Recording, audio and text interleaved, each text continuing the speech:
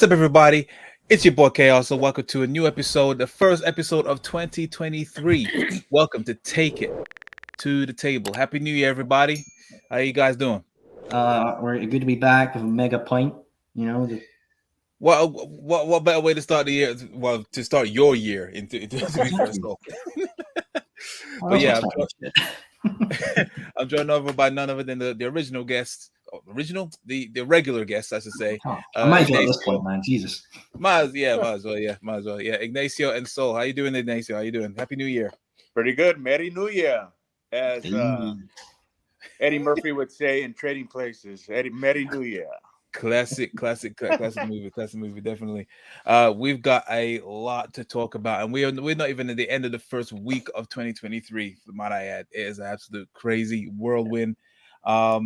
We're going to be talking about a certain person returning back to his old company. Just couldn't get enough. I'm pretty sure if you haven't been hearing of the news, you've just been living under a rock. We're going to be talking about finally Ignacio. He was at the San Antonio show for AEW a couple of weeks back, and obviously over the Christmas period, we haven't had a chance to really get in touch or get an update of what he thought of the show was and the atmosphere and whatnot. Also, what's happening recently with AEW, we're going to be dabbling on that. Also, I got a little question for you guys about CM Punk as well, which we'll get into later, and also Rumble predictions, all that jam-packed episode. As always, without further ado, let us take it to the table.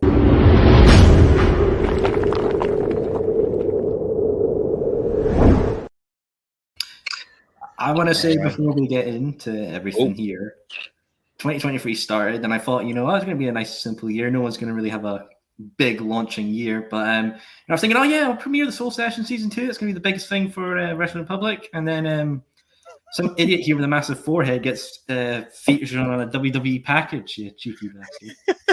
Yeah, I was just about to say, but first, the most important news is obviously Nice. So if y'all don't know, then Money in the Bank is going to be coming to the UK.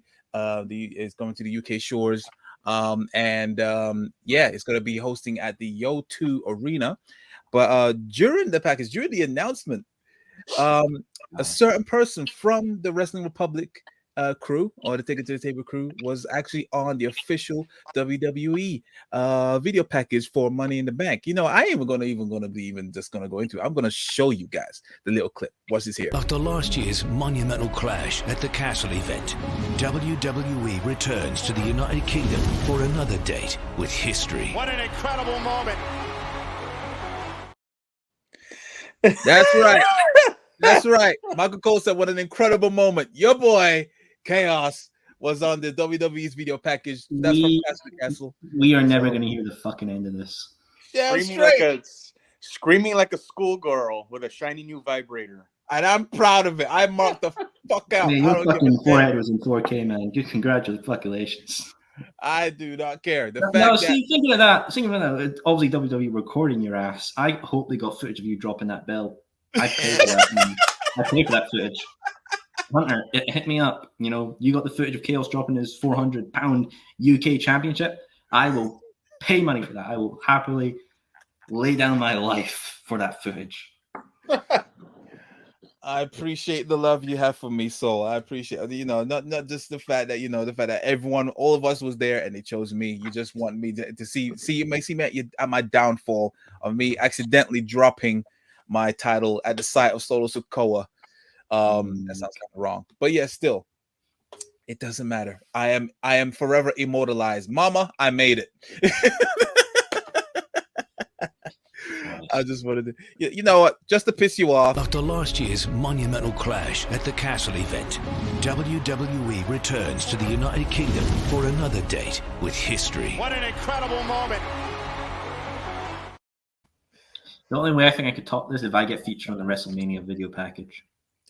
That too, or you probably gate crash and try to rush the ring at WrestleMania during the main event. Make sure flipping. Yep, grab the mic, kick Roman in the balls, and say, "Mama, I made it."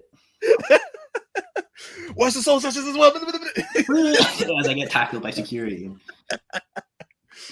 Oh man, yeah. I just want to obviously put that out there, of course. But yeah, definitely looking forward to Money in the Bank. Happy that is coming to the UK. Very surprised that we're getting such a quite important pay-per-view, not just some B level pay-per-view. It's well, who knows, Chaos, with a certain man returning, he might just say, nah, pull the plug, put it in some don't be so yeah. Whilst we're also on that note, we got to talk about a certain person that just decided to rear their ugly head. Obviously, there was rumblings over last year that it was like he was planning to make a comeback or anything, but the investor said, "Hell no, stay your ass at the care home," all that kind of stuff. But lo and behold, you know what? Huge shout out to Ignacio for this clip. I did a little bit of a tweak, but yeah, this is the perfect way depiction of what I'm pretty sure happened at WWE headquarters this past week. Check this out. The pervert is back!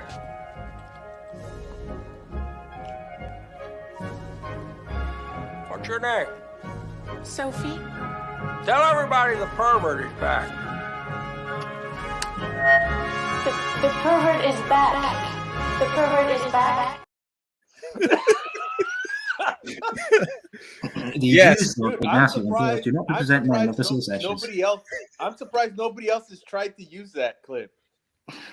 Trust me, like I said, I think I said in the group chat, Matthew from Budgetmania, someone's he's gonna clip that. That is the perfect depiction of what I'm pretty sure his entrance back into WWE. Your boy Vince McMahon, the man that has obviously deposited a lot of money to women to obviously hide all these allegations and all this misconduct, sexual misconduct, and all that kind of stuff, is back on WWE.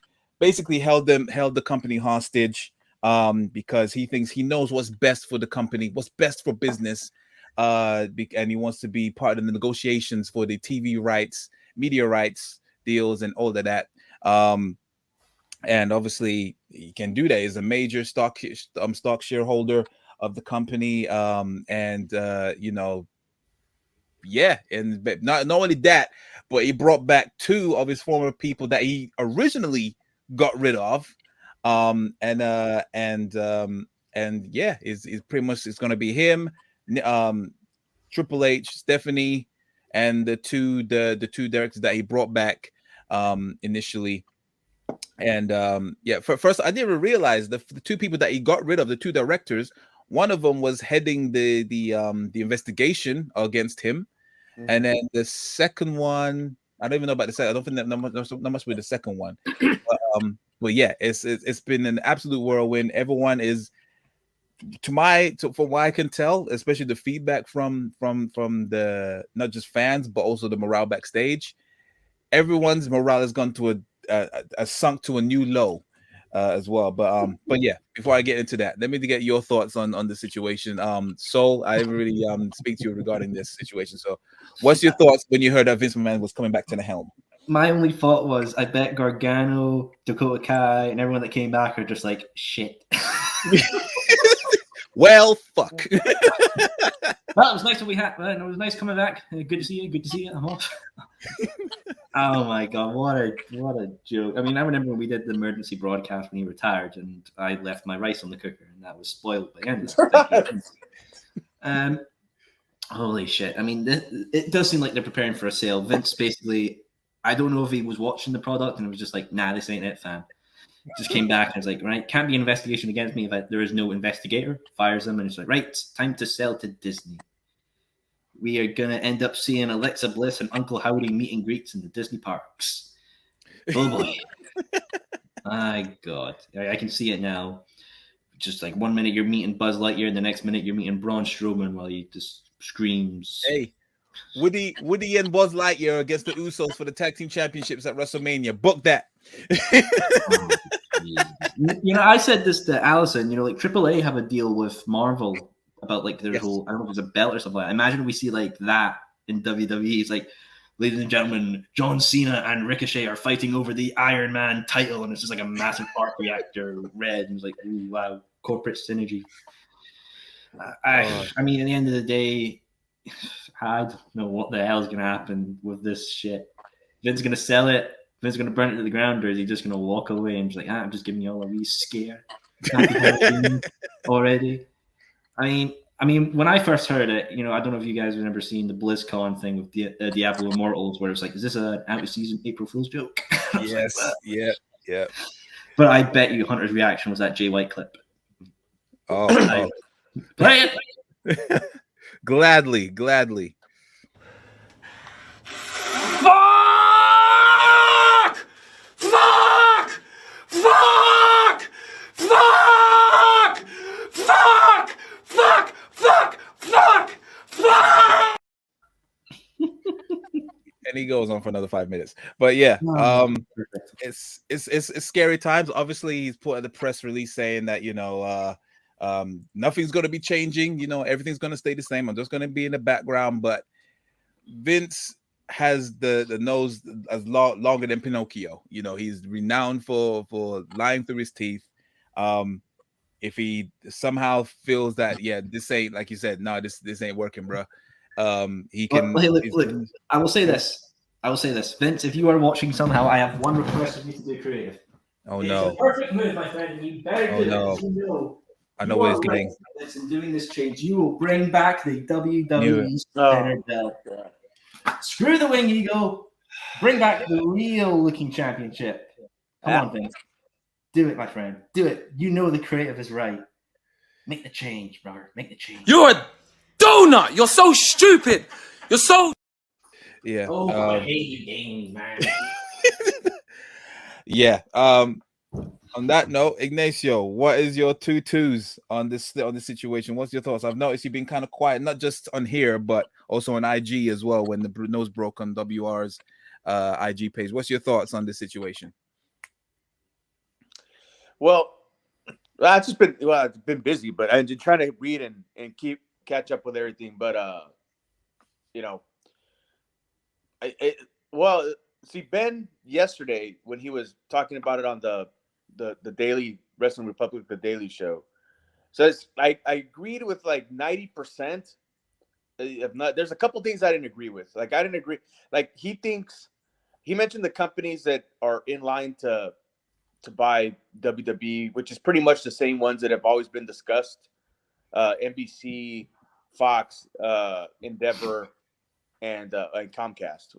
And he thinks that WME Endeavor is in the lead. I would disagree with that. I would think that NBC is probably the top candidate right now because just based on the relationship they've had with WWE over the last 40 years. Mm-hmm. So, and I think if NBC Universal does make the purchase, that I think that the WWE would be okay, and we probably won't see. There'll be changes no matter who buys it, but it won't deviate from probably what we see now. Much.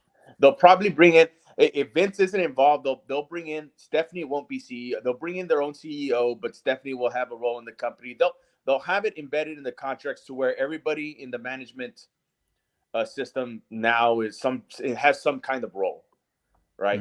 But if it's Endeavor, if it's Disney, if Disney, I forgot to mention them, Fox, then maybe we'll see significant changes. But I think he's wrong as far as that. I think the NBC universe is probably in line. But what he said, he mentioned something about Steph and Triple H that I agreed and I didn't agree with. It was 50-50 that I think that if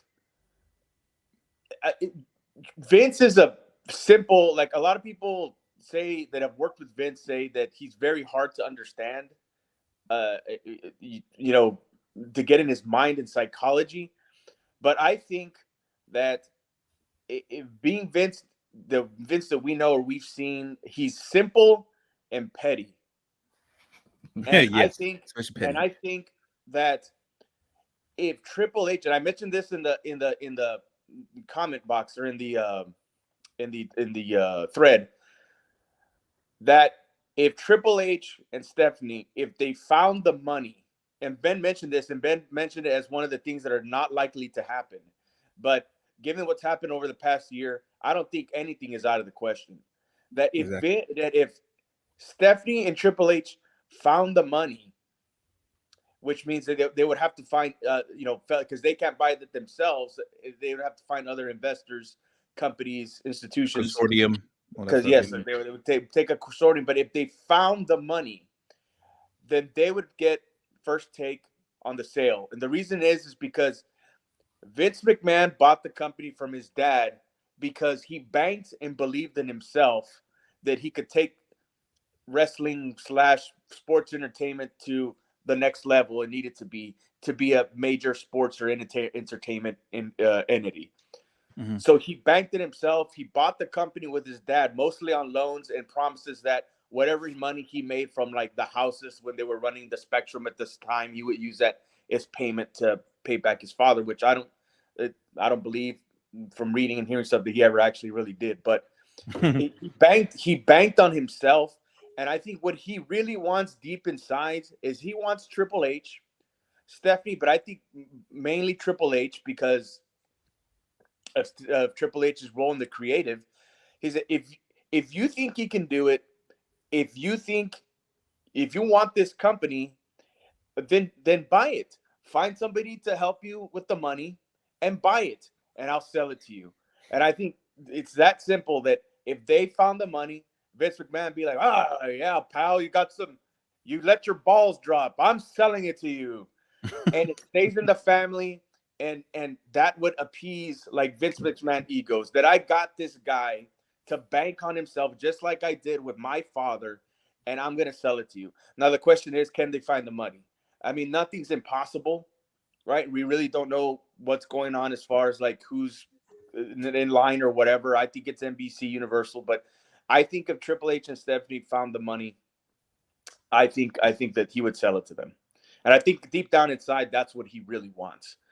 Other than that, I think something that's even more out of the line or more kind of close to impossible is finding a company or another entity that would actually take it back private. I think that's probably out of the question. But I don't think Stephanie and Triple H buying the company, I think it's too out of the question. I think it's too out there. Fair dude.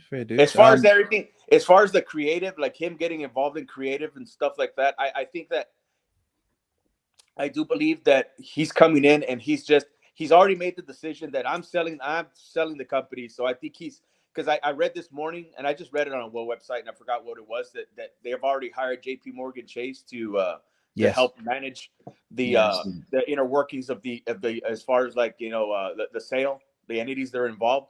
So Vince is already like, I'm selling the company, like, and that's all I'm looking. I don't care what's on TV. Why do I care what's on TV if no matter what's going on TV, I'm selling the company? I don't care. I'm forward on selling the company and that's it. So I do believe that he's like, you can put whatever you want on there because I'm selling the company and that's it. A point I want to raise too is, we talk about many of these companies wanting to buy the product, but you have to keep agreements that the product has in place. The Saudi deal is going to be in place for still quite a while. Yes. Is a company like NBC or Disney or whatever going to be wanting to buy this company and then be associated on putting shows in a place that's maybe not company image friendly? I could maybe see a Saudi company buying WWE like they've done with like Ronaldo putting onto teams and all that, and they're looking to build like a big sports thing. So maybe someone from Saudi is going to buy it. Yeah, they can buy it easily. To be fair, to be fair, I don't really want to say I don't really want that to really happen.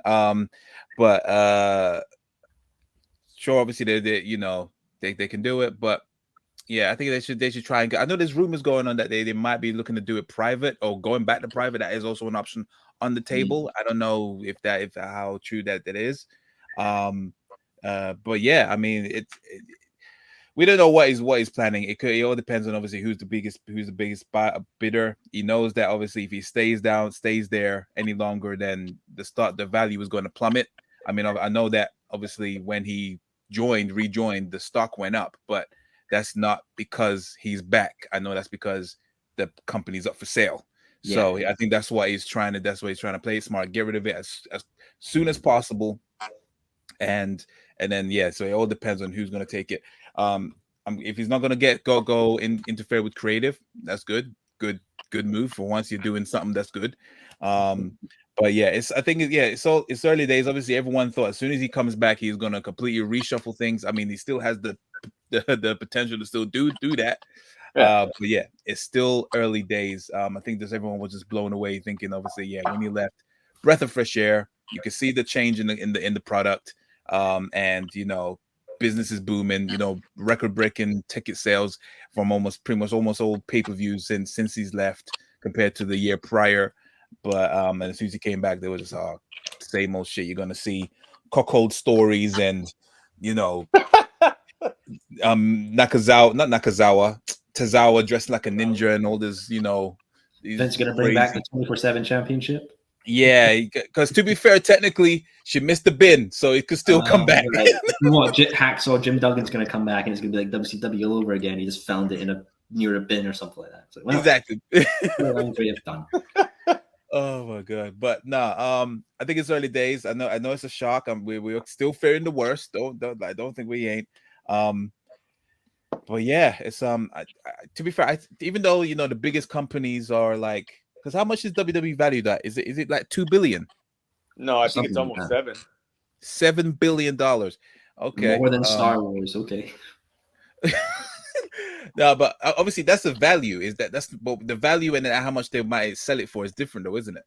Yeah, is that correct? Depends on the buyer. Well, I heard that, and this is like I think last year, I think that somewhere they said that Vince and Nick Khan they really wanted to sell to Disney, but yes, Disney didn't want to pull the trigger at the time. But like the Vince, I think, what did the UFC sell for? Like $4 billion. I'll double check.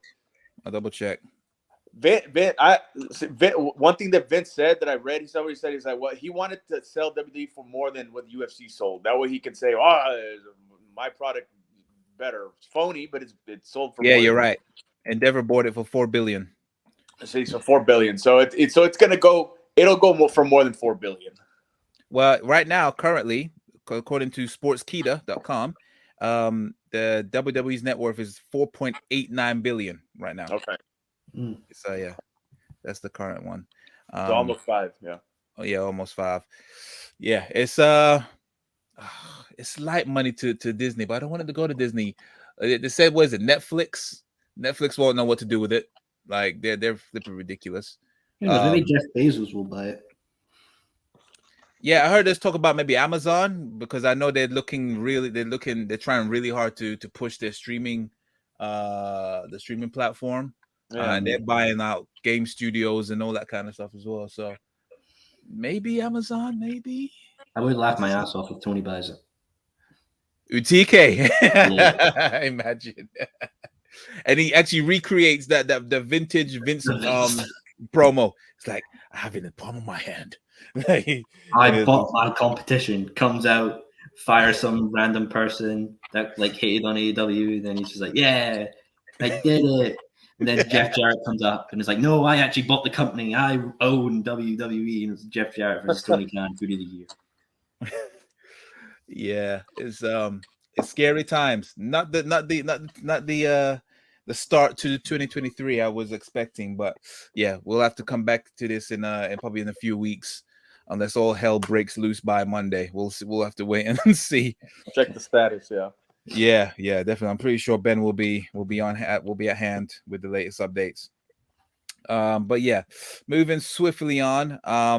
So yeah, a couple weeks ago, before the Christmas period, I think it was before the Christmas period, our guest Ignacio was visited an AEW show in his town of San Antonio. It was a AEW Dynamite, and I'm pretty sure they covered Rampage on that show. But yeah, we never really got his thoughts on that episode. So yeah, what was it like there at the time? What was the atmosphere like? Did you enjoy the show? It was a pretty good crowd, man. I'll say I think I saw on WrestleTix they distributed 5,500 tickets, and I think that was close to the attendance what I thought it was. For about 5,500, 6,000. That's what I was thinking. I think it was pretty close. So it was a pretty good crowd for the arena, the Freeman Coliseum. It was Holiday Bash, wasn't it? Yes, it was. Yeah. So it was a pretty good crowd, and dude, they've been getting good. I'll say this is that I've been to a lot of the shows in Texas. Like they did a good crowd. San Antonio. When they went to San Antonio when Thunder won the title, because she's from San Antonio, her hometown, they did 6,700 for that show, in and around 6,700. And the shows I've been to in Austin, I've been to 3 shows in Austin. They've done very well there. They've done well in Dallas. I know that. They didn't do. I went to this show in Houston back in May. I don't think they did so well there. I think that it was like the attendance was a little low. I want to say it was 3,000. I read somewhere it was 3,000 or so. So it was down. But I think overall Texas has been a very great market for them. And yes. I know that Revolution. Where's Revolution at? San Fran? So Revolution is in San Francisco. Double or Nothing's going to be in Vegas. Obviously, All Out's going to be in Chicago. But I really do think that depending on, because they got shows coming up in Laredo, Texas, and then El Paso, and depending on what we see there, which is Laredo to El Paso, it's on the far west side of Texas. So you could have people coming across from Mexico to see the shows. I think depending on how they do there, that we'll probably could see maybe next year's Full Gear in Texas, because dude, it's a good market. I mean, they've done very well here. I'm surprised they haven't done one already. They've done the Winter is Coming and those kind of shows, but I really do think that with the crowd and the attraction they are here in Texas, I wouldn't be surprised if they do a pay-per-view here next year. Houston. Well, I'll jump in here just quickly saying, obviously we know AEW are coming to the UK. I really don't think they'd just come over for a Dynamite and a Rampage. They got to come over for something big, right? It was special. Double or Nothing. Does that mean around the same time frame? I would say it was gonna be like a TV pay-per-view. I don't know if they would do an actual pay-per-view. They would probably do something like Fyter Fest or something. Cause I know that Fyter Fest was originally meant to come here, wasn't it? I think that was the rumblings that Fyter Fest was really meant to come here before, the big cough of 2020. But I don't know. I mean, like, if you're coming over for the UK and you know the UK is a hot market, look at WWE and Clash of the Castle, and now with Money in the Bank, why don't you put on a pay-per-view here? Think about it. You could do the Fridays a Rampage, Saturday a Fan Fest, and then Sunday a show. You get your use out of the building 3 times. You're letting talent do a lot there, and you're not just coming over for one thing and then buggering off. I mean, that's what I just personally feel as well. No, I agree. I mean, why did they do that? But I think maybe for now, maybe they're just testing the waters. I mean, kind of similar. It is expensive. That's what I'm saying. Yeah, it can be also expensive, depending obviously what venue they take as well. I think they're probably just testing the waters, similar to what WWE did with Clash. Now they're doing Money in the Bank. Who knows? Next might be Mania. So yeah, I think probably do a special one-off pay-per-view, like Fyter Fest or something, or the UK Fyter Fest, or whatever. I don't know, and then just take it from there. But yeah, I would definitely be here for a full weekend bender, for sure. But yeah, going back to the show of that night, I think I was just pulling up the card and I saw that obviously I think your boy didn't Chris Jericho open the show with Ricky Starks? No, they had that promo. Yeah, they had the promo. Yep. Which I in the back of my head, I'm like, because I think on one of the shows we mentioned, well, who's Jericho going to work next, or where's Jericho? Yeah. And as soon as he came out, I was like, motherfucker, he just I knew it. He couldn't stay away. He couldn't just. It was too tempting for him. But I mean, he got a good promo out of it. I thought it was enjoyable. It was good. I mean, Starks, he cut a good promo. Jericho's Jericho. He's okay. He did good mic work, good crowd engagement, all that stuff. I mean, he's a pro. I'm gonna give him that. I'm sold on. I'm not sold on what Jericho's doing now, and I just really hate what he's doing now because he's just leeching off of talent. I'm not the only one who says it, and there's a lot of mainstream wrestling personalities that have been in the business that saying Jericho's doing the same thing. I think he's the modern day Dusty. I don't think he's the modern day Hulk Hogan. That's not for me, brother. We're gonna do it this way. That's a reach. I think he's more in late 80s Dusty Rhodes, but dude, it's just and we saw it on Dynamite. And I know we're talking about the show I went to, but you know, the match was good with Ricky Starks, but then the finish was fucked, and then all the goons come in, and it's, dude, I don't know. I'm gonna go back to talking about the show. I'm not gonna go into a rant about Jericho because anyway, that was a solid promo. You know how I feel about the Elite and the Lucha Stinkers, dude. The fucking the Christmas tree, and that they was all funny. running around the fucking ring, and then Kenny Omega piddle paddling around and all this, dude. This is ridiculous. It's fucking embarrassing. I'm not even gonna spend time on that. It's bullshit. I bet if we saw you in the crowd, you were smiling. The crowd was in that. The crowd was hot for that match. I thought they were quite. That's what I'm saying, dude. I brought this up on the other show. When people watch something now, they don't know what's good. Like, that's ridiculous and it's crap. So I just like to imagine you stood up from your seat like, no, you idiots, this is terrible. Don't applaud them. They're fools. They're morons. This isn't what you should be enjoying. Somebody yelled like, this is awesome. And I turned around, I was like, is it? I was like, what? Boo. Boo this match. Jamie Hayter, the match of the night that everybody unanimously was Jamie Hayter and Sheeta. They tore down the house. Like, you know, Sheeta, she's kind of weird. She's got no personality. She comes out with the kendo whatever, and it's just. But I mean, she can go in the ring, and she had a great match with Jamie Hayter. And I kind of see what you mean in terms of Sheeta. Like, I mean, she's great, but in terms of the personality, she's a bit of a wet blanket. It's kind of like, I mean, Jamie Hayter, she comes out, and I saw her on Wednesday. She comes out, and she like commands the crowd. She's like, I'm a star. She does the walk, I'm a star. And goes to the ring, I'm a star. She eats it. She gauges the crowd during the match and stuff. So, dude, she's just like, she's charisma. She's got it in the ring. Mm-hmm. She can talk, but they're not letting her talk because they're kind of letting Britt Baker talk for her, and eventually it's going to be a conflict. And so they're doing it right. Like, a lot of people say, like, well, Britt Baker's hogging all the TV time or whatever, or taking the shine away from Jamie Hayter. Well, that's kind of what they're going for. That's the whole point. That's what the whole point is, and where they're going to get there. So. Yeah, dude. Overall, it was one second. One second, Danae. So sorry to cut you off. So you disagree with Garden about Sheeta? I think you think that she's she's up there. I think Sheeta's awesome. Like, she's great.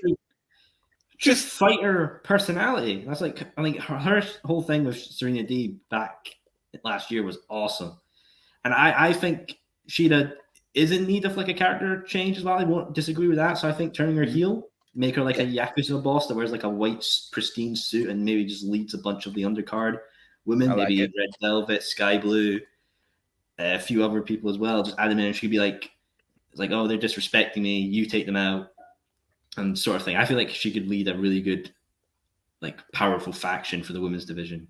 I'm liking that. I didn't really think of that. You know, that come out like Yakuza type of style and just pointing to people with a kendo stick that go and destroy them, kind of thing. I like that. Yeah, and more real life Yakuza, not Sega's Yakuza with all the crazy. Don't forget the karaoke. Don't diss the karaoke. No, I won't diss the karaoke. Nah, but fair enough. But yeah, sorry to cut you off. One more thing, and then we'll move on. I promise. That this was the show. This was the show where that god awful segment. This was more embarrassing than the fucking long gang, the Elite versus the FTR match. I saw accusations. These are not accusations. This is false accusation. Bro, this was it was the most embarrassing segment probably in Dynamite of 2022 at least. The Rick Ross with Keith Lee, and then the unknown. You had to be there. You had to be there to really experience the phoniness of the what's his name, Parker Bordeaux, the punches, the overselling, and then the fucking cement block, dude. It was. Nah, I'm sorry. I have to argue with this one. No, because, like, all right, sure. there was a couple points, especially you could tell that Rick Ross pretty much got free reign to say whatever you want. Clearly, he said the word motherfucker live on stage, and probably that's not the best route to go. Give him some direction. His backstage segment afterwards was great. I love that. But yeah, during the match, during the segment, it did feel like it was all over the place. I do know. I see what you mean regarding Parker Bordeaux. Like, he's meant to be the next big thing. I don't see it right now. It looks like he's extremely green. I'm pretty sure I can imagine with the tattooed guy. I'm pretty sure there was crickets, because that's a huge risk to bring someone out in such a, quite a fairly decent mid card feud, and then just get no response. I can understand that, but we've seen it. Go ahead. I'm sorry. Go ahead and finish. No, but I thought that besides all that, I mean, I love the segment with the cinder block. I thought that looked brutal as fuck. I thought it was cool. It was nice. It was a nice little image. I like the logo that of with Swerve's Mogul Enterprises. I like it. Yeah. Yeah. I don't think it was that bad. Would call it one of the worst. I mean, AEW's done. Have you seen Marina Shafir? I mean, come on. Well, hold on. That's the point I was gonna make. Hold on. But because it's like, first of all, this goes back to how, again, they don't know how to debut people, and I think Swerve after a little bit had the look on his face like, oh shit, fuck. Because Swerve, I like Swerve. He's got good size. He can talk. He's got charisma. He's got personality. I just think they're booking him wrong. But this goes back to, dude, Parker Boudreaux and now Marina Shafir came from NXT, from the Performance Center, where you can arguably say that they have right now in the wrestling industry the best wrestling personnel available to train newcomers, especially people that are not familiar with the product. Like all the guys they're getting from the what do they call it? The NIL? Is that still a thing where they go it's still going on? Stuff? Yeah. So they got the best personnel available right now to train these people. They went through that system, and WWE said, "Fuck you! You're not catching on. You don't get it." And I think we're seeing that on TV. That this guy, that Parker Boudreaux, that dude, he just doesn't get it, and I don't think he's gonna get it. And do you see the same thing? Marina Shafir kind of reinforces that she doesn't get it. She's the shits in the ring. She couldn't. Everybody blamed Thunder Rosa for sandbagging, and now everybody refused to see it because for one reason or another, they just don't want to like Thunder Rosa. That they didn't realize that this girl was the one that she didn't know what she was doing, because she's the shits. They went through the NXT and Performance Center system, and WWE said, "Look, you guys it's not going to working out." And so we're seeing that on TV with both of them. We're seeing that with Parker Boudreaux and with Marina Shafir. That reinforces that, dude, these guys, they're not going to get it. They need to find something else for them, or they just need to cut bait and just let them go. Because I don't think this whole thing's with Mogul, whatever Enterprises, jerk off group, whatever. It's not going to work out. Hey, look, I'll say this: Mogul Enterprises is still better than Hit Row. Right now, yes, I agree. Somehow, because Hit Row is not clicking. They're on equal plane with me. Bull fucking shit. Nah, Hit Row is not clicking, and you know why they ain't clicking? Is because it's like see, when a band comes and does a reunion tour, but they don't have the lead singer, and you're just like, yeah, it's great they're back, but I don't care for them anymore. My favorite person's not in there. It's like that's what it is. It's missing Swerve, and it's to the point where they're desperately hitting the panic button and turning them heel to try and get some heat behind them. And I think this is pretty much, they're on death row, not death row, but I mean, this is probably their, last chance saloon, if you will. If this doesn't work out, I think they're out the door again. Well, I found out what we're calling them now. We're calling them Death Row. Death Row in this motherfucker. Yeah. But yeah, I do see what you mean. Like, still, wherever this new guy is with the tats, that looks like he should be in Slipknot. It really is. They're giving me the impression that maybe they debuted him too soon, because he's done jack shit. So he's done nothing, and it's been a couple of weeks now. We'll see what happens. I haven't been sold on that Parker Boudreaux guy for ever since he was in WWE. So we'll see what happens. Well, hey, I want to know Ignacio's thought on the FTR gun match. Oh God. What? The FTR versus the Guns. I thought that was good. What? It was a good match. It was a good match. Good finish. Continuing the story. The Guns are good, man. They are really good.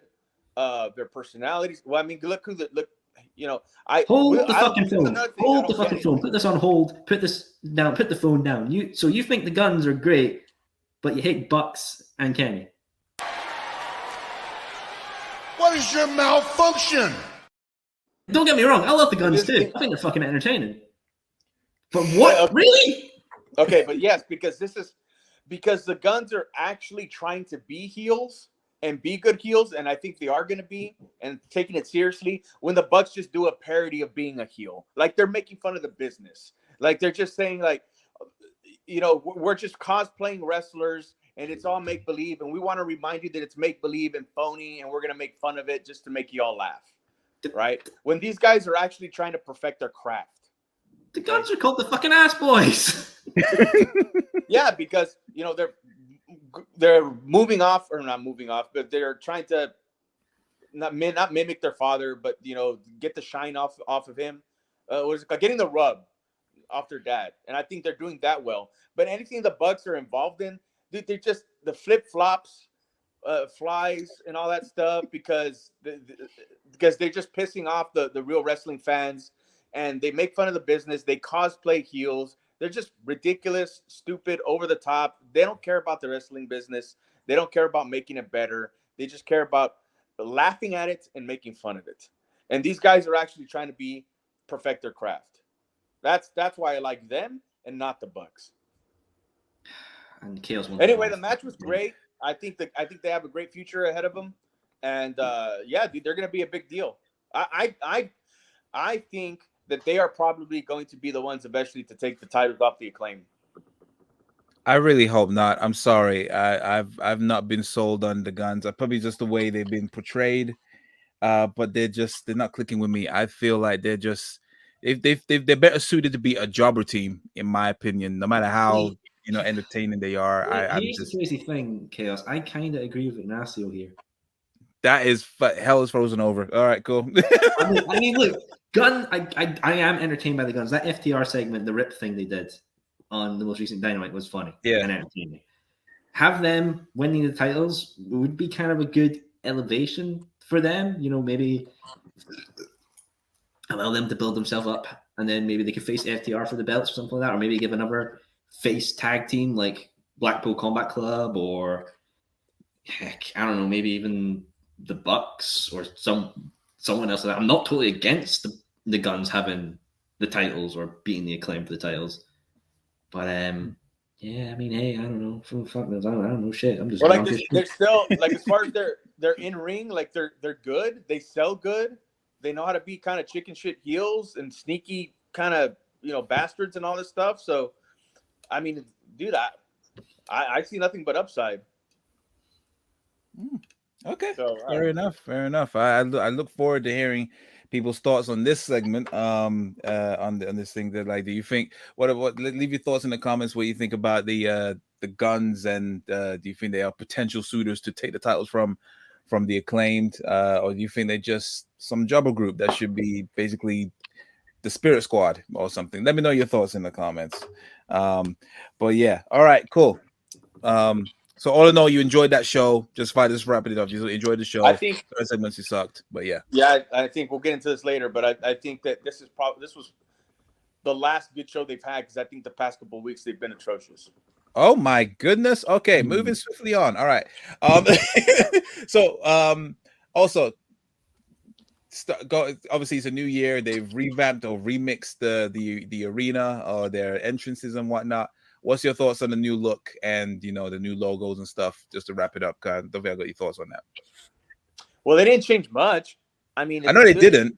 I mean, as soon as you end the ramp, it's pretty much AEW Dynamite as usual. But I agree with the premise that if you make your presentation more professional, bro, it looks good. Like it's like people are gonna gravitate to that. Like it looks good. It looks professional, you know. But I mean, other than them changing what they did as far as like the stage and the look and the background, the backdrop, I guess, or what have you, like they didn't change much. I mean, the ramp was the same, like you said, the lighting, all that stuff. I mean, it wasn't much. But I mean, I think maybe they're trying to see what works and make incremental changes here and there. They did some stuff with camera angles. I did notice that. Cutaways. A lot of Kevin Dunn was influenced. Just camera cuts. That's why I noticed. Yeah.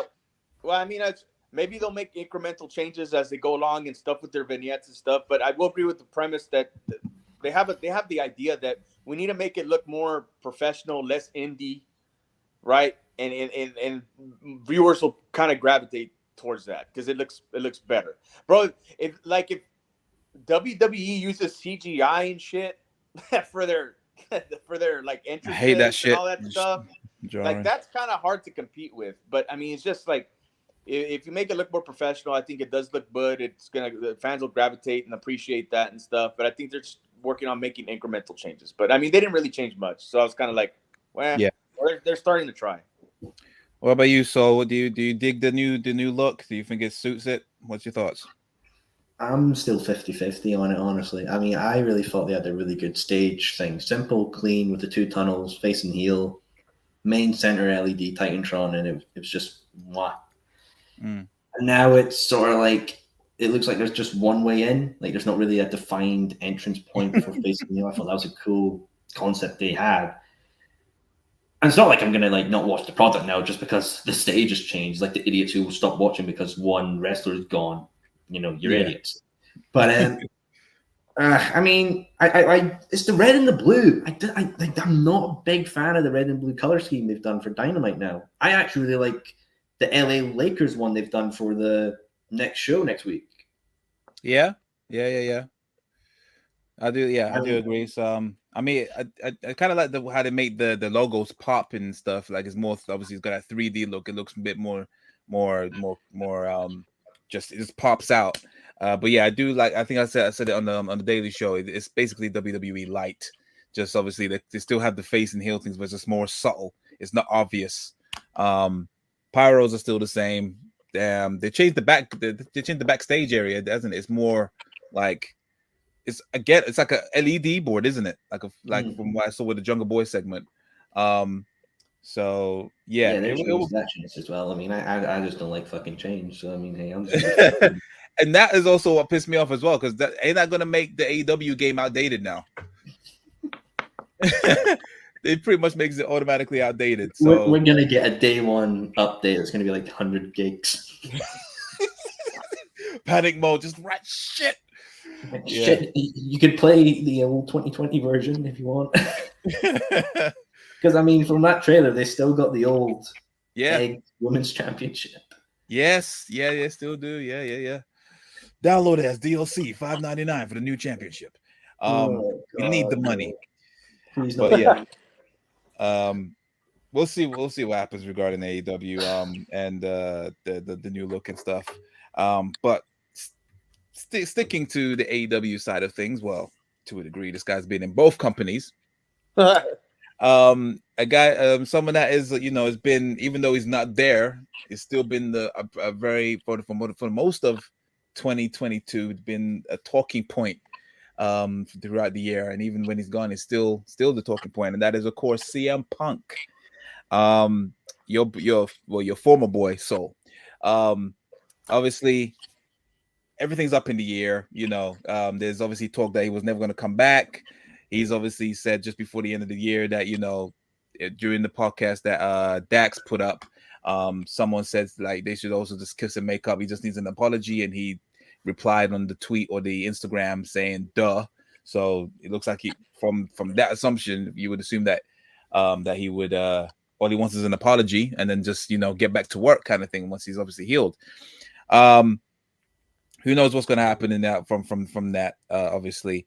But yeah, my question to you guys, obviously, he's had some memorable matches, and memorable entrances, memorable moments and whatnot. but he's also had some memorable moments on the mic as well. My question to you guys, just throwing it out there, do you think that he'll be mainly remembered for his moments on the mic, whether it is a shoot or off the record, all that kind of stuff, more than his match? Is he going to be more remembered for that? Because a lot of people that are legends in the wrestling industry and are mainly remembered for the matches that they had, not just for their promo work. But if push comes to shove, when you think about it, most of his matches recently as well are people more remember what he said on the mic leading up to the match more than the match itself. So that's why I wanted to ask you guys, considering he's been in both promotions, do you think his legacy is just going to be mainly for his promo work than his in-ring work? Let me start with you, Sol. It's honestly a fair point. I mean, look at the pipe bomb. How long have we been talking about that moment for? And even Money Bank 2011, the most memorable moment is that of him kissing goodbye to Vince and running away with the championship. A lot of people talk about the entrance, but no people talk about like the 30-minute chain wrestling he had with Cena, the GTS him out of the ring and stuff like that. I mean, if you want to talk about like Punk matches that are like stellar, probably you can only do them on maybe a single hand. I mean, I immediately think of him and MJF at Revolution, Cena at Money in the Bank, Cena at Raw, Jeff Hardy ladder match for the World Heavyweight title, and another one you can throw there is Taker and him at Mania. But you probably look at Punk's record. I mean, like matches, there is probably only a good few that are maybe even above a 4-star match. The man was just a talking machine. There's nothing wrong with your legacy being, a wordsmith. Maybe that will be MJF in 20 years. Will that just be what he's remembered for, being the wordsmith and not the wrestling machine? Maybe this Iron match with Bryan at Revolution might change that. Who knows? But I don't think there's any necessary thing wrong with being remembered for your mic work. I mean, I remember I would watch a lot of, learning about wrestling back in 2019. I would see a lot of Punk tribute videos, and all of them would be just like clips of the Money in the Bank match, WrestleMania, repeated over, but a lot of interruptions would be like him on the mic. So I definitely say if you go to a CM Punk fan, which I was formerly before the whole biting incident, you probably were more of a fan of his talking work. I mean, looking at AEW, his matches in there were pretty solid. I mean, I don't think anyone's going to go back and watch the Bobby Fish or Matt Sydal match. Maybe even one with Sean Spears that was like 3 seconds. But like the moments he had on the mic, the whole thing of MJF, stellar. Every week that was probably something I was even more hyped for seeing, is just seeing what MJF and would talk to each other about. Even him in the ring being "Will you be my Valentine" speech, the one at Jacksonville where MJF said that he was a stupid old man and he was a snake, busted him open. Solid stuff all around. I mean, I don't know. Maybe that will just be his legacy. I mean, is he happy with that? I don't know. I'm not Punk. Punk's the only one that can basically tell people what he is happy with his legacy. If he's happy with being known as an in-ring performer or the madman with the mic. Madman with the mic. I like that. That suits him to a T. Yeah, CM Punk, the madman with the mic. Fair enough. What about your thought? What about you, Ignacio? Do you think that he's gonna? Do you feel the same?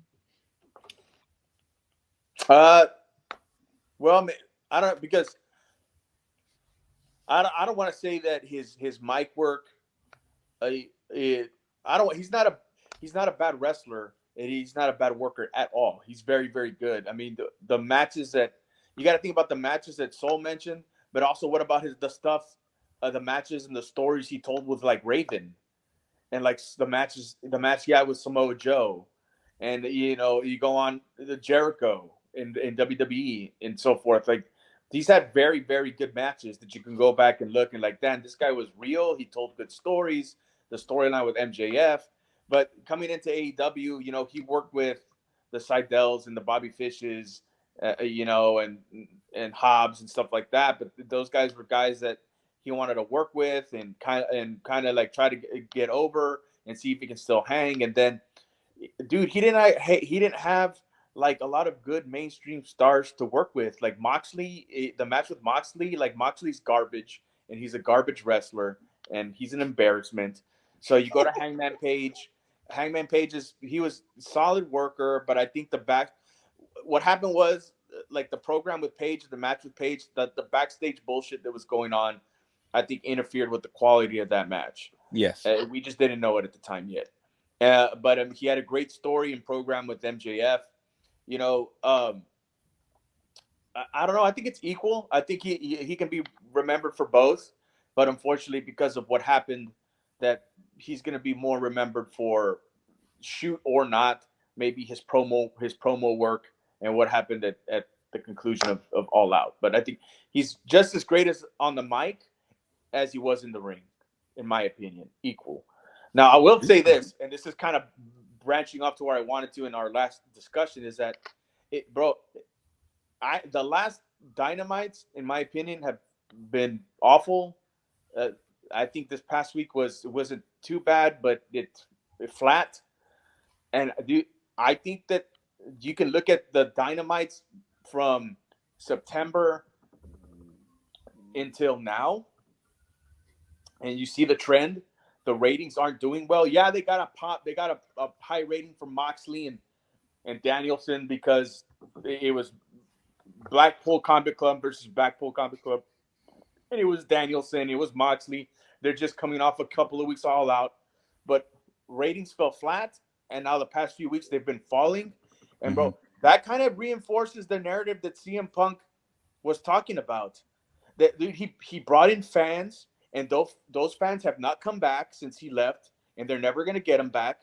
And that's the fault of it's his fault, but it's the fault of the Young Bucks because they knew how to push his buttons.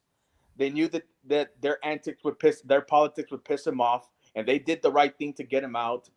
And they are gonna do anything they can to make sure he doesn't come back, and so is fucking Jericho, because Jericho definitely doesn't want Punk back. So, but dude, this reinforces the narrative that because it's not only Punk, but Jake Roberts, DDP, at least one or two other veterans. They've said, bro, these guys, they just don't want to listen to the veterans. Like they don't want advice. They know everything because they came from the Indies, so they know everything, right? And that's apparent that they're not improving on the show or very little because they don't want to listen to the right people. Punk is gone, which is the biggest superstar that they had is gone, and the ratings are reflecting that. The ratings are getting lower, diminishing. So, dude, that just reinforces Punk's narrative. Whether you like him or not, or agree with he did or not, he's right on that aspect. Is that he's gone, and we've heard FTR say it. We've heard Stark say it. Hobbs said it. Dude, CM Punk's door was always open. He gave me advice. He looked at my matches. He sat down. It was just all politics on either you're on Punk's side or you're on these guys' side, the Elite. And who are you on, right? And who has the boss's ear? And that's all it was. And it just Punk was on the wrong side of politics, and he got entrenched in it, and that's why he's gone. They pissed him off enough where he blew up, and he's gone. And it's very apparent that he's right in one aspect, that he was the star of the show. Yeah. Right. And since he's been gone, nobody else wants to. These guys think they know it all. They don't want to listen to any veterans, and the show's ratings are dwindling, and slowly, but they are. And if they don't start listening to people who know what they're doing, and Tony Khan starts taking the right advice, the ratings are going to keep falling. Yeah, but Punk throwing a chair and punching people while the head of HR and legal's in the room. Yeah. Best attitude you want to bring back to the company. Bro, I'm not saying he should come back. I'm the one who said they should fire everybody. Fire all of them and start off fresh. Right? I'm the one who said. Yeah, you did. That. Yeah. I mean, so, yeah, like fair enough. Sure. I agree with Saul in terms of, yeah, sure. Obviously, you might have politics and whatnot, but and you got entrenched in it, and you wanted to speak out, but there's ways around it. There's better ways to do than what he did, bro. There's way better ways to do it. You can't really you can't use that as a crutch to accept what he did and how he acted out and whatnot. Obviously, for business wise, and for selfishly, that's why I would want him back for, just because even though we got one good year out of him, he still had plenty in the tank. I think we could have probably got another year, maybe 2 more years out of Punk. So just for business wise and how double invested I was, me personally, into AEW, because I was always looking forward to that next CM Punk promo. You know, he had that way to grip you into this. For me anyway, to in become double invested in whatever storyline he was in. So just for that aspect, I would want to see him back. But yeah, me personally, in terms of the with his promo workout last more is in work. I remember more of his promos than his in-ring matches. Like you said, in terms of the Money in the Bank match, I just remember the huge pop he got at the beginning. The GTS that he knocked out Cena with and knocked him out of the ring, and obviously the finish, and the iconic putting the WWE Championship in the fridge. That's what I remember. So yeah, and all these other matches that you mentioned, I don't remember a damn squat about them. Not the one with Jeff Hardy, not the one with Undertaker. I just remember when CM Punk won the world title. I just remember Undertaker was in between his legs. Pause. That's the only thing I remember.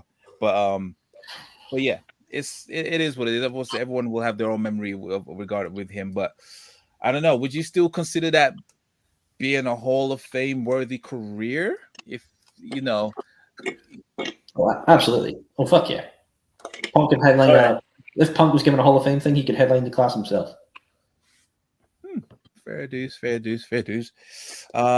Absolutely, yeah. Fair enough. Okay, cool. That's why I just wanted to get your thoughts on that. So fair enough. Well, let me know your thoughts in the comments as well. Do you think his promo work will outlast his in-ring work? Can't even say that properly. Anyway, wrapping it up.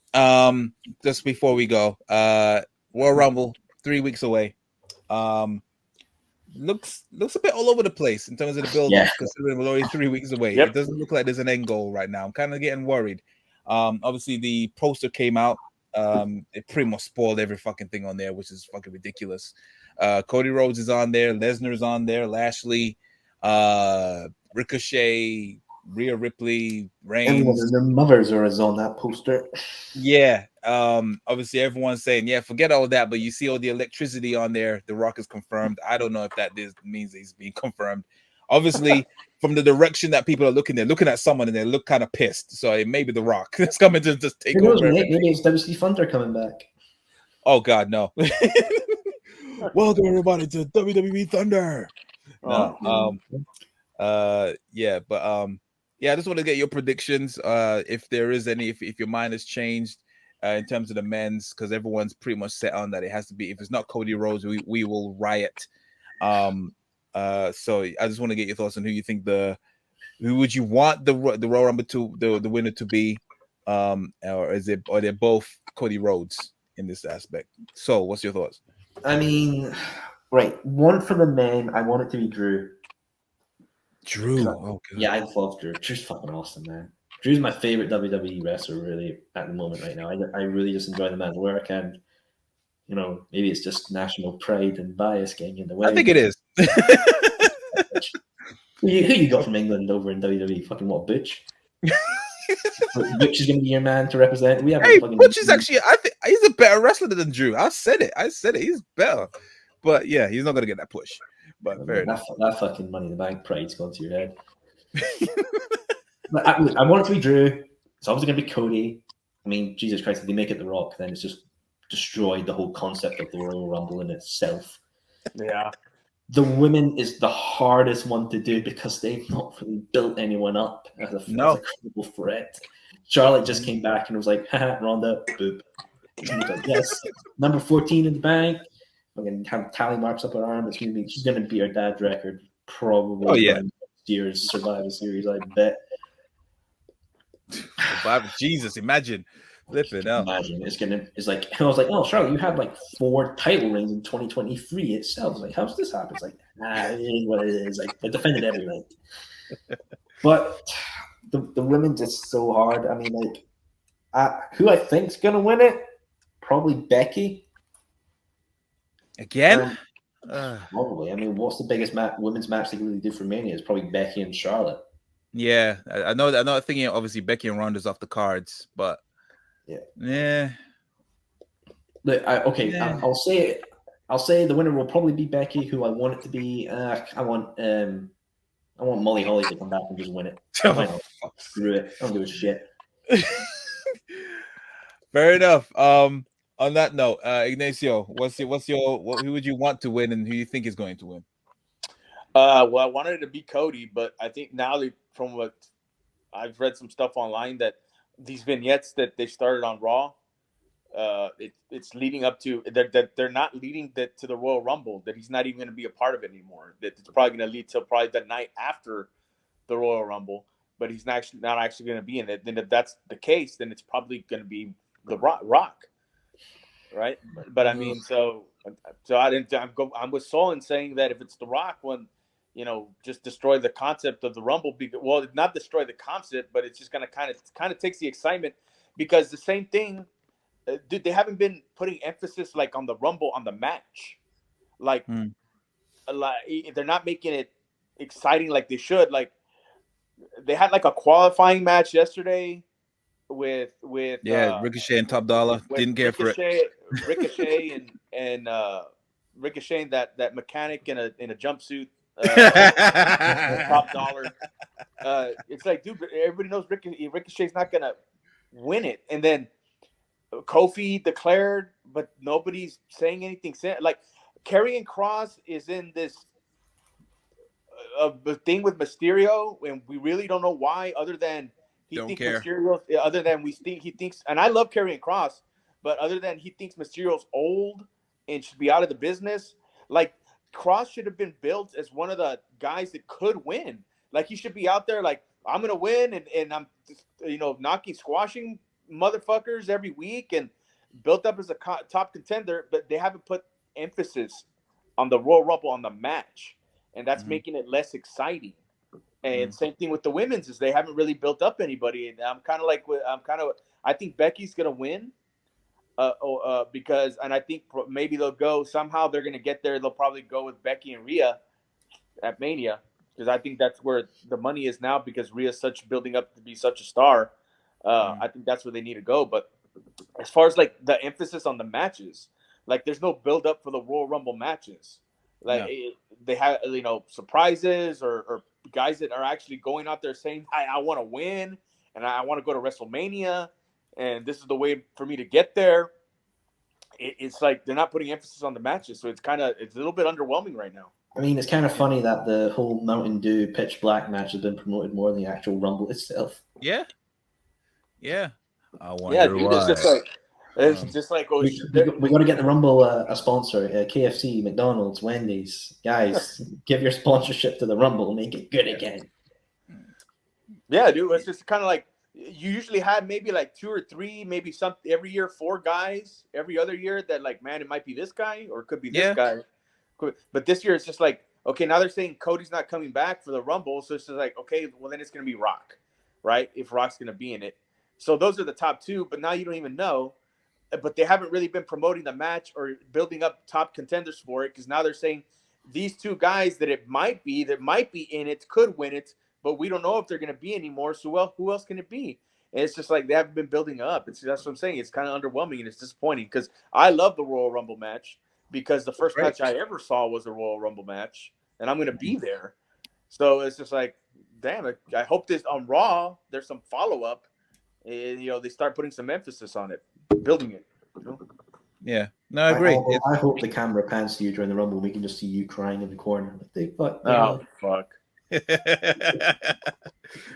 Yeah, it's quite surprising, considering obviously we're under a new regime, and there's more emphasis on the Pitch Black match, which by the looks of things, it sounds like they still don't know what the rules are, because Michael Cole said on SmackDown, there's rules to this match. Okay, what are they?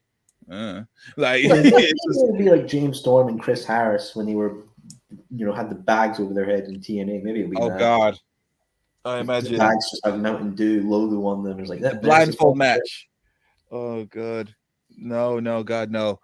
And it's all in first person vision. Like you just see like like ref cams. Like in WCW, they had the ref cams, and it was like just the crowd. The crowd are gonna chant something dumb like "We can't see you, we can't see you."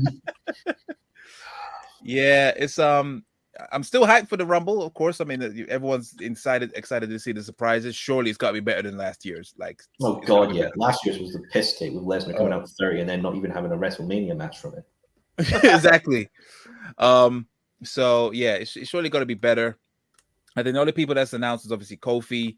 Ricochet won his one, and Santos Escobar. I didn't realize he announced that he's going to be in Liv Morgan's announced as well. For the Liv Morgan, and I got a feeling they're going to make her the Iron Woman in there because she outright just said she wants to be number one. Why go 30 when I could be number one? So I think she's going to be. She's number one, and then I don't know, Bailey's number two, and it's like out you go. Yeah, some. Yeah. I mean, I wonder if we'll see. What's her new name now? Valhalla, Sarah Logan. Will she be in the Rumble? Is she actually wrestling, or is she just? No, she's not wrestling. I don't think you're going to see her. No, she's not. Probably you more. There's more chances of you seeing Scarlett than Valhalla. And because she had her match. I didn't realize her last WWE match was back in 2016. Like she has not wrestled on WWE television since 2016. Ain't crazy, but yeah. Scarlett Bordeaux. Yeah. In WWE, our last match in WWE was 2016 until last night. Yeah. I mean, but yeah, go on. I don't know. This whole Rumble situation is weird. Like it's so. I honestly think Roman's title reigns hurt WWE a bit more than it's gained. Because you see, because now we know, he's went through the most credible people now. Who is there really to go? What is something they're gonna have to wait for someone from NXT is gonna come up there, graduating class of 2024, and then just night after all, face me, and then he wins. Because the only one the only one who deserves to win is Cody. Because who the fuck else is there? I mean, The Rock's not gonna win it when he wants to be acting in movies that get cancelled. Oh no!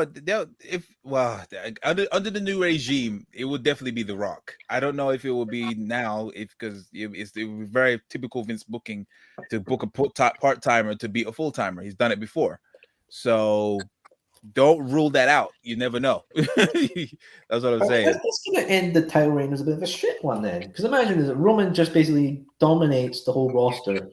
They bring in the legend with overall 99 rating. Pins the boy on the grandest stage of them all. What's going to happen after that? Is Paul Heyman going to be like, JK Brock, I really liked you this whole time. That whole thing, that was just a phase, bruh. It was just a phase. It was all a phase. Honestly, you might as well just have Sammy beat Roman for the title at this point. That would be my twist, because I feel like because everyone is banking that it's Cody or Rock, they could easily just throw a twist in there, throw a herring in there, and then just say, screw it, Sammy is the most popular person.